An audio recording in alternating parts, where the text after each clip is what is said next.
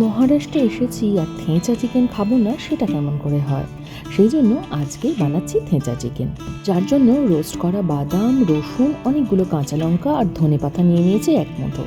এবার শুকনো একটা প্যানের মধ্যে রসুন, লঙ্কা প্রথমে বেশ ভালো করে লাল লাল দাগ হওয়া অবধি ভেজে নিতে হবে। বাদামটা আগেই লাল করে রোস্ট করা ছিল বলে একদম লাস্টে মেশালাম। তো এক মুঠো ধনেপাতা মিশিয়ে মোটামুটি দানা দানা করে বেটে নিতে হবে।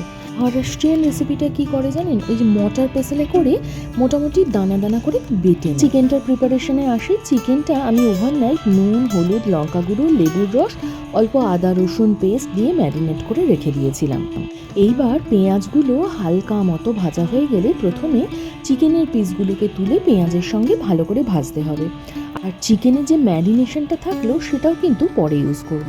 গ্যাসের ফ্লেম হাই করে বেশ ভালো করে মাংসগুলো নাড়াচাড়া করতে হবে যতক্ষণ না রং চেঞ্জ হচ্ছে। আর এদিকে বাদাম, রসুন, ধনেপাতা, লঙ্কা পেস্টটা রেডি।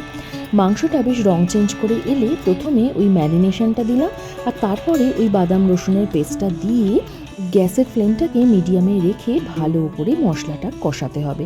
খুব এক্সট্রা কিছু জল কিন্তু লাগবে না, ওই কষিয়ে কষিয়েই রান্নাটা করতে হবে। খুব সামান্য একটু চিনি দিয়েছি, আমি ব্রাউন সুগার ইউজ করেছি।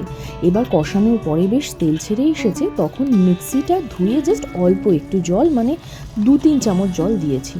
এইবার আর কিছুই নয়, বারবার করে কষাতে হবে, চাপা দিতে হবে আর খুলে খুলে দেখতে থাকতে হবে।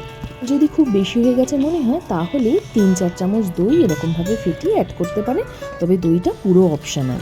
দইটা দিলে একটা টক ঝাল মতো স্বাদ হয়, খেতে ভালোই লাগে। এবার বারবার করে ঢাকা দিয়ে আর খুলিয়ে নাড়াচাড়া করে মাংসটাকে রান্না করে নিতে হবে।